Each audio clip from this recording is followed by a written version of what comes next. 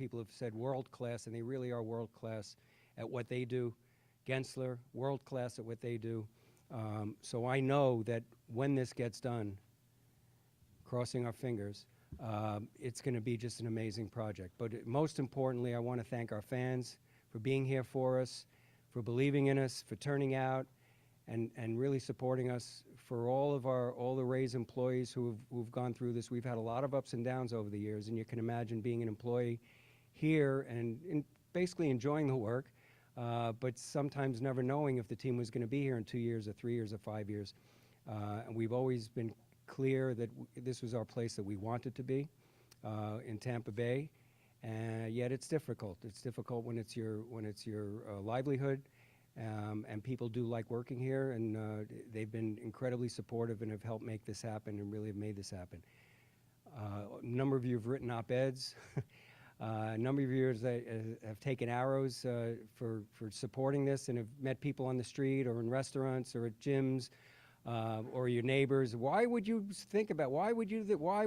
Everybody wants to know why. Well, you've done your jobs, you've supported us, you've supported yourselves and all of our fans, and there'll be some missteps along the way, there's no question about it. Things change, things move in odd directions sometimes, but understand that our commitment is here for the community. Our commitment is here for St. Petersburg and Tampa Bay and the entire region, and is our commitment to do things in a responsible, the most responsible fashion we possibly can, and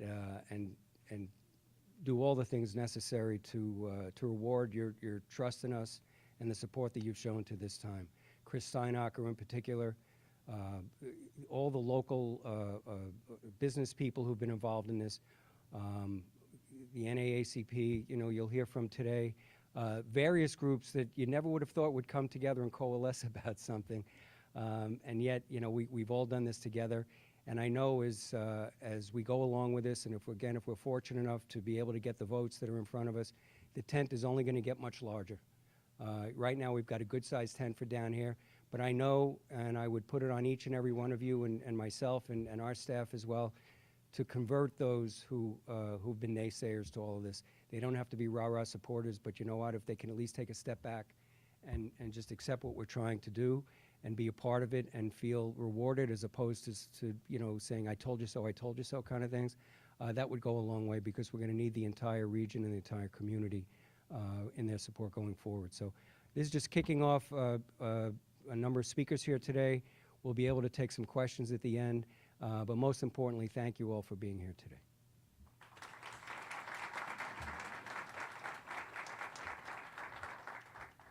Good morning. I'm Michael Harrison with Hines, and I was reminded how long this journey has been. Yesterday, during or after our committee of the whole meeting, Councilman Montanari came up to me and he had a binder in his hand, and he said, "This is my binder from the first RFP from 2007, when the Rays and Hines teamed to pursue the initial RFP." So it's been a while, and it's been a journey, but it's been a worthwhile journey for everybody that's part of this team. And I too am up here to say thank you. On behalf of Jeff Hines, Laura Pierce Hines, and the entire Hines organization, I really want to start by thanking Stu, Brian, Matt, and Melanie Lenz for inviting us to be their partner and putting their trust in us to help execute their vision for the historic gas plant district. It's a privilege to work with the Rays organization and to know that every decision they make is with their fans and this community's best interests in mind. Hines shares these values and promises to do the same with this project. We also want to thank Mayor Ken Welch, City Council, and an amazing city staff led by Rob Gertis, Brian Caper, James Corbett, Doyle Walsh, and Tom Green, who really have worked tirelessly with us for the last 2 years, and on behalf of the residents of St. Petersburg, to craft an agreement that will govern and guide this project for the next 2 decades. I also want to thank the Hines St. Pete team of Lane Gardner, Alex Shapira, Sean Manson, Tali Cruzan, Arno DeVille, and Jay Wiper, who have sacrificed everything for the last 2 years to get us through this sprint. Hines has been in the development business since 1957 and in Florida since 1984. We have developed in St. Petersburg and the Tampa Bay area for the last 20 years. And if it's approved tomorrow, the historic gas plant district represents the largest mixed-use project in the southeastern United States. And we couldn't be more excited to transform this unique site into a city-defining, place-making destination that will be anchored by the Rays' new ballpark, and it'll be anchored by the Rays' new headquarters in a new office building directly across the street from the new ballpark. And with that, I'd like to bring up Chris.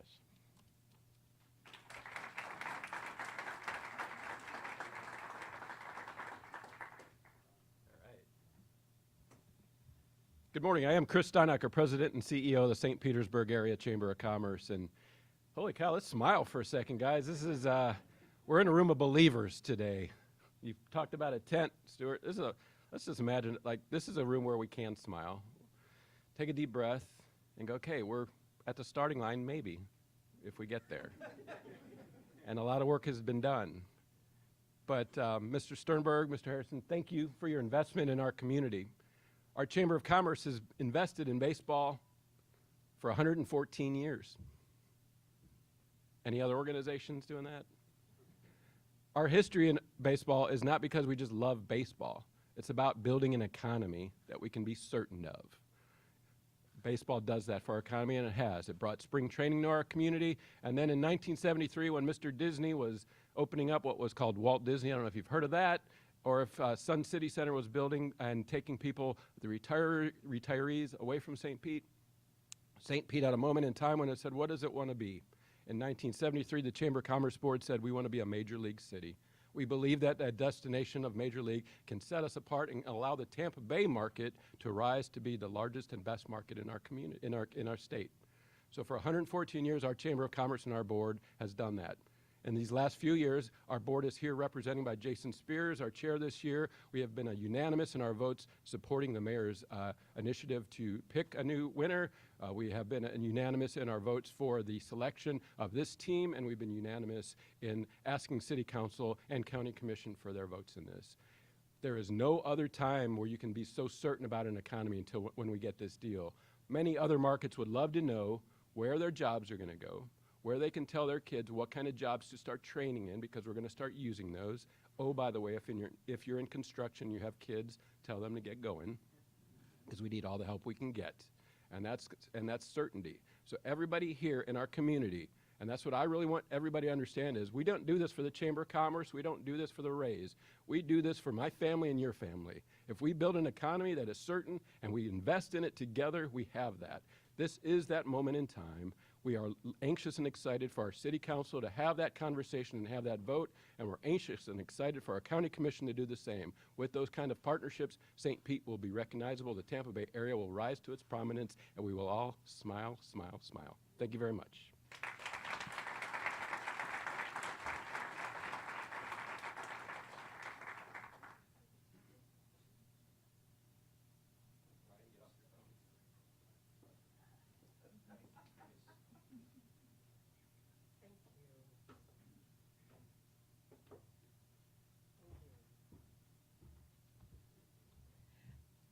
Good morning, everyone.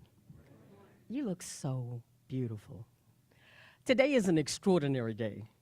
I'm here representing the St. Petersburg branch of the NAACP. I am the current Economic Development Chair. Our national convention is being held in Las Vegas, Nevada today, and wrapping up today. I'm bringing you salutations and greetings on behalf of our chairman of the board, Mr. Leon Russell, our state conference president, President Adora. I'm bringing you greetings on behalf of all of our members across the country. And I want to say the Rays are corporate members of the NAACP. And they've been in that position with us for a very long time. I've had the privilege of having a very close relationship with the principal owners. I know them professionally. We have a relationship undeniable in terms of what the visionary development is for this stadium and for the gas plant development. There is nothing else in equivalency, of the magnitude and the economic impact of this development.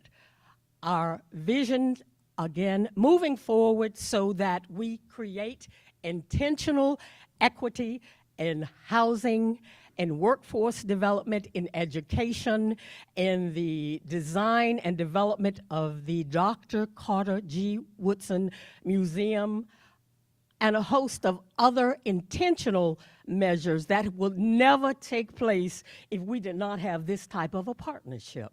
Where else are you going to get it? We are in an enviable position across the country and in our own region. As I looked at the data and I brought all of my homework, there are other cities with larger capacities in terms of the numbers of residents. They have multiple stadiums. I can go from Jacksonville to Miami to Orlando, and I counted too many in Orlando. And I will also say this, Orlando wants to build a 45-seat stadium, baseball stadium, but they can't get our raise. And the reason they can't get our raise is because we've had such a tremendous relationship. I also want to say that back in 2008, I believe it was, we authored, or I authored, along with the Aerial Business Group, an MBE firm quite capable with $1 billion in client services for minority business and economic development. We wrote an MOU. We brought it to the Rays, and they were not reluctant. We were designing the implementation for the design, build, utilization, student achievement on scholarships, the Monty Irving Scholarship. They've paid out, if I am correct, about $11 million in grants and about $2 million in scholarships.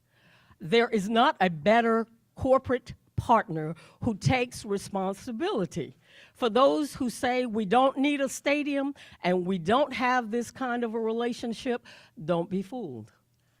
The measure that they take in building capacity, as I've stated, across this county and in our city is unmatched. I've been there from the beginning. I want to also make clarification on one point.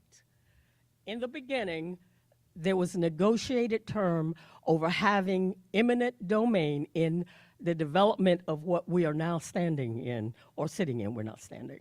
I want to say this, that was a different ownership, that was a different team. Many different venues went back and forth, and they were never really quite successful until Stu Sternberg, who I know personally, came into this town and made what we now have, an award-winning team.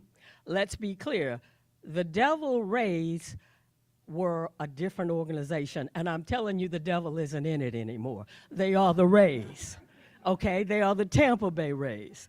Let's be clear about that. When you say, I don't want this and they owe us this and maybe not, that's a different team. I know that Stu Sternberg chaired Major League Diversity when I was also under another leadership of another NAACP president, Norm Brown, and who brings that much to the table with a commitment, and they're saying we're not running from the problem that pre-existed our destination. What they're saying to each and every one of us, we take on the challenge. We don't run. And like the NAACP, they are our corporate partners.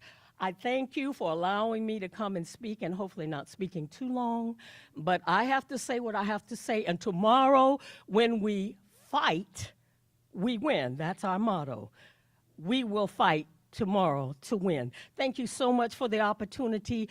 Spread the word. Tell everybody, if you have not written a letter, sent it electronically, called in, do it post haste. We need the raise. Thank you.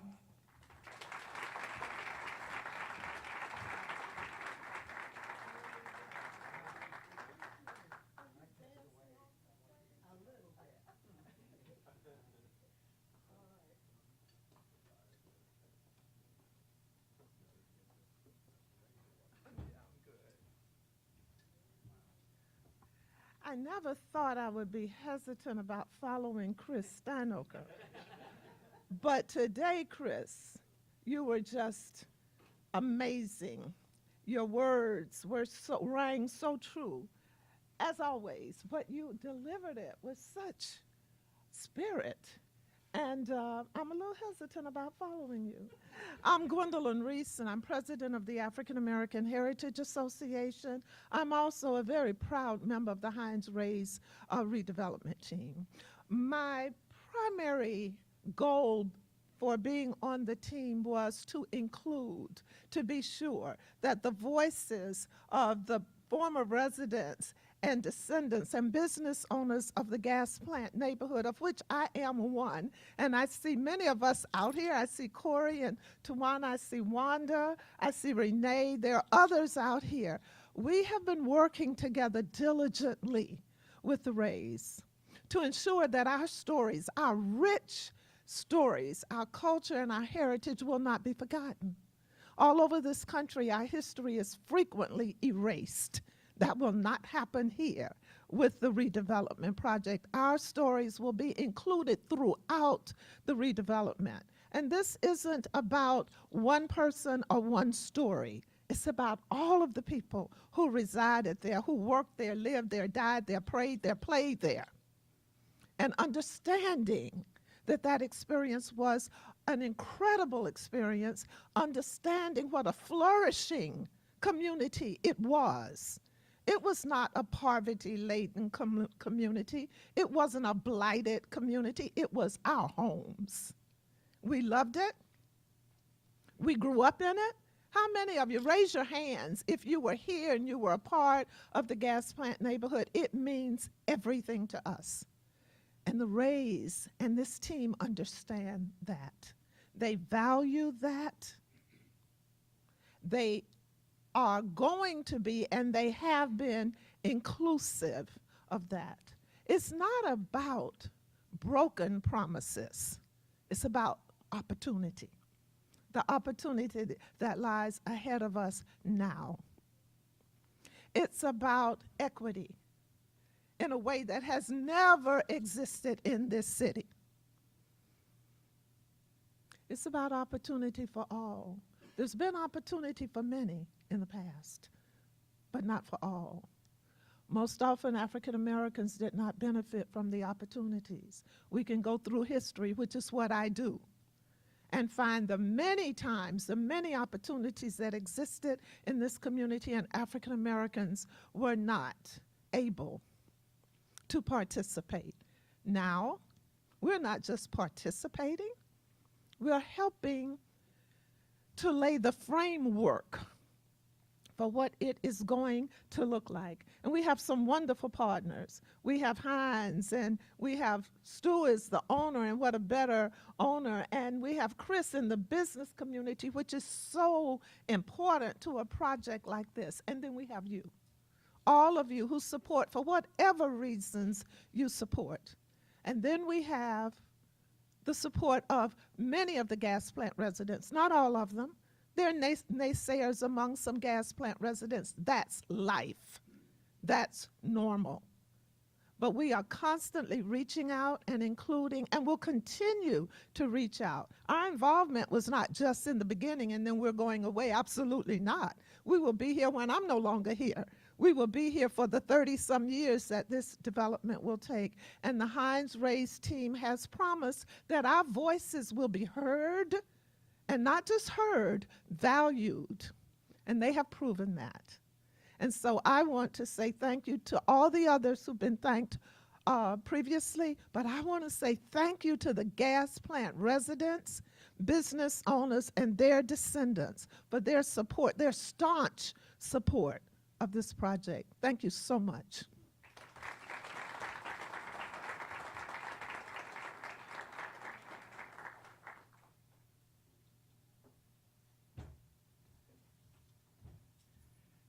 A lot of incredible words today. I am deeply, deeply humbled to be up here and to hear all of that. And my name is Brian Auld. My name is Brian Auld. Along with this gentleman, Matt Silverman, we are the presidents of the Tampa Bay Rays, and we are thrilled to be here. today is about gratitude. I want to thank you all for your friendship, for your support, for all that this community has done. We are incredibly grateful for the guidance, for the passion, and above all, for the trust that has been placed in us. We recognize the enormity of this responsibility. You're hearing the words come out and the goals and the aspirations that everyone has for this project. And in many ways, it's almost overwhelming. But when I look out at this group and when I think about all the individuals and organizations and partners that we have committed to making it successful, I'm filled with great confidence that we're going to be able to execute on it. I wanted to thank absolutely everyone who supported the project, but this book is the letters that have been written as of a week ago, and it would take way too long to go through that. So we're going to use a visual instead, but please know how much we appreciate it all. I also want to say today is about gratitude for our fans. As Stu mentioned, they've been rooting us on through thick and thin, through ups and downs, as this stadium saga has been a prolonged effort. I want to thank all of those on our team, at the city and at the county, who worked so hard to build this agreement into something of which everyone in this room can be very proud. And I do want to thank the descendants and former residents of the gas plant neighborhood for their input, for their feedback, for their support, and for believing in our intentions. It means the world to us. Thank you to the public servants and elected officials who have put in the time and accepted the responsibility on voting for this incredibly important piece of our collective future. And thank you to every single one of those individuals who have worked for the Rays over the last 20 years, who have worked for one of our partners, who have propelled this organization to be worthy of this community's trust and support, to be worthy of some of the words that you've heard earlier today. And thank you in advance for continuing to make that true as we move this organization forward. We want to be here to stay. And fingers crossed, in two votes, we'll know that that can happen. But for now, thank you, thank you, thank you. We would not be here without you.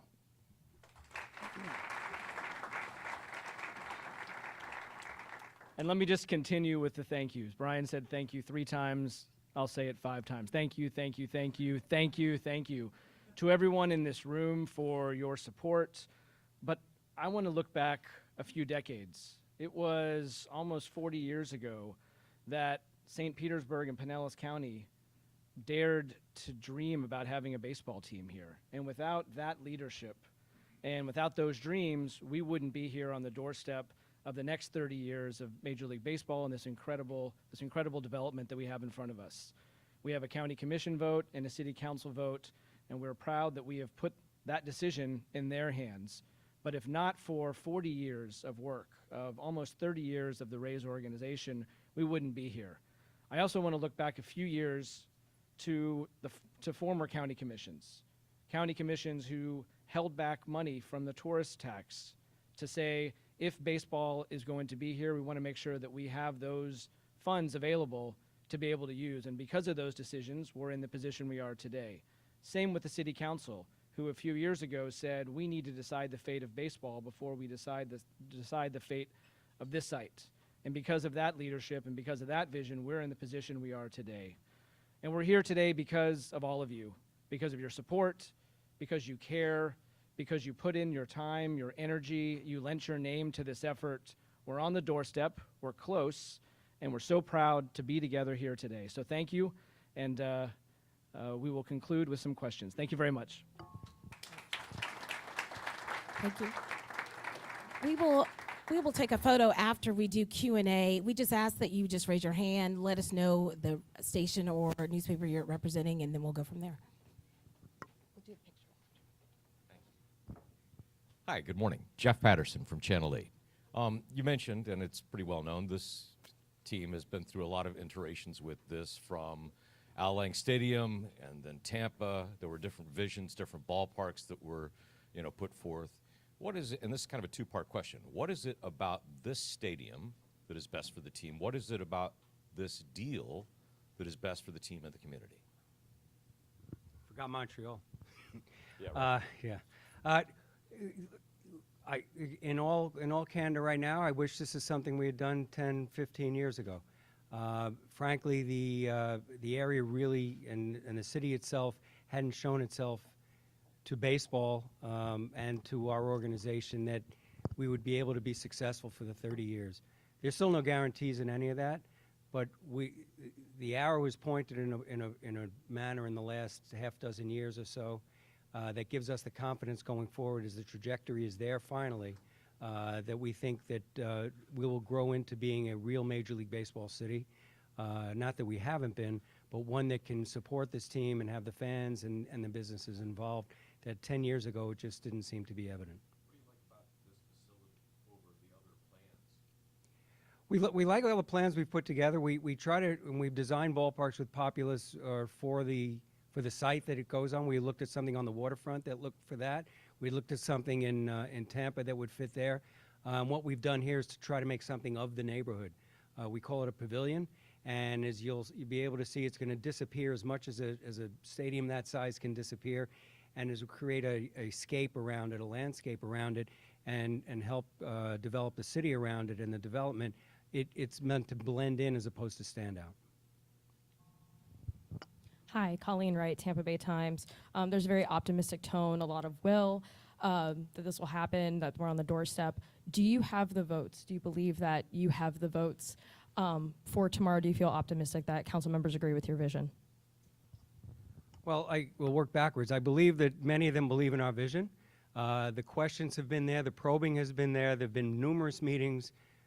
Many hours, committees of the whole and meetings that the council has had to this point. So things have been explored and proctologized, if that's a word, to the nth degree. So everything is sort of out there. Do we believe anything? It's not for me to say, and it's not for us to speculate.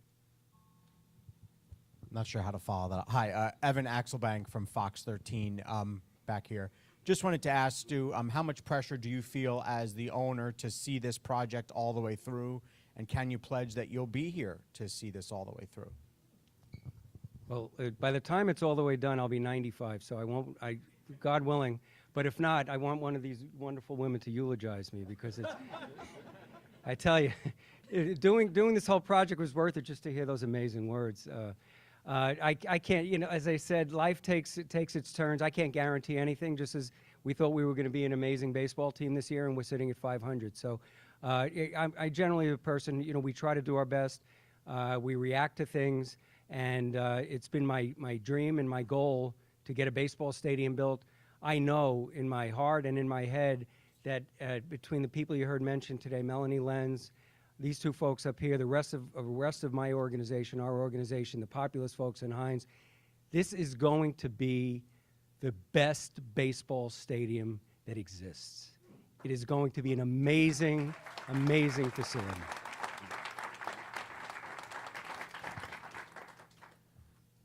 Pat Donovan, WDAE. Just assuming that you don't expect to change anybody's vote between today and tomorrow, why was today's press conference and the event later today important to happen today? Truly, however things go tomorrow and with the county commission, we wanted everyone in this room, everyone in this region to know how sincerely grateful we are for everything that's gotten us to this point. We want also to put a pretty big visual statement out there that there are a lot of people from a lot of different walks of life representing, again, just about every constituency in our entire community that support this project. We want our council to know that. We want our county to know that. We want all of our fans to know that. So much work has gone into this, and it was appropriate for us to say thank you, to tell everybody that however it goes, we're incredibly proud of what we put together, and to hopefully generate some positivity leading into these votes as they come up.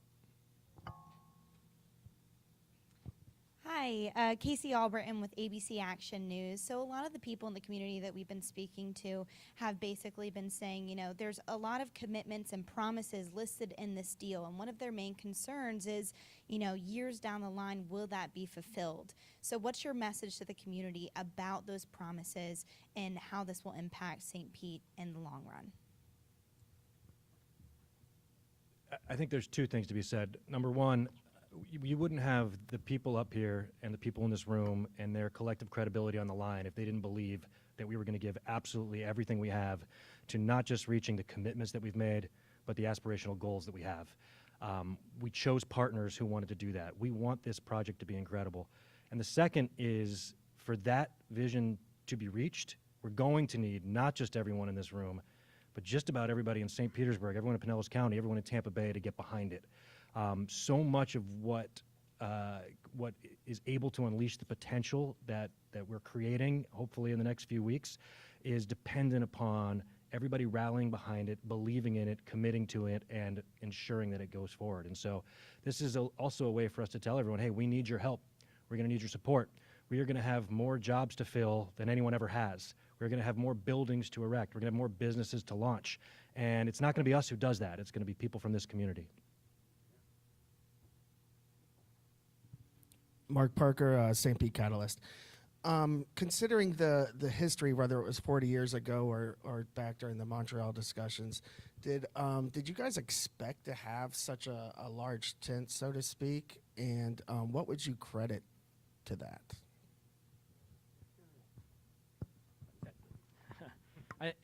I think in order to bring this type of project, and it's the largest project in the private project in the history of Tampa Bay, to bring a project of this size to fruition, you need a big tent, and you need community support, and you need input from everyone who has a stake in this project. And we wouldn't be in a position to be able to do that without almost 30 years of operating history as a baseball team, with Stu as our owner for over 2 decades. That allows us to have the support, to have that tent, and without it, this doesn't get done. I don't think we earn the confidence of the St. Pete City Council and of the County Commission without that broad support, without these letters of support that say we want this to happen, we believe in this as our future of our city and our county, and that this is going to be a great thing for the next several generations of fans and residents of this area. Right, that's our last question. Thank you all for being here. If you played a part, if you wrote a letter, if you were a supporter, we want to get a big group shot. If you could just come to the front. So thank you for being here today.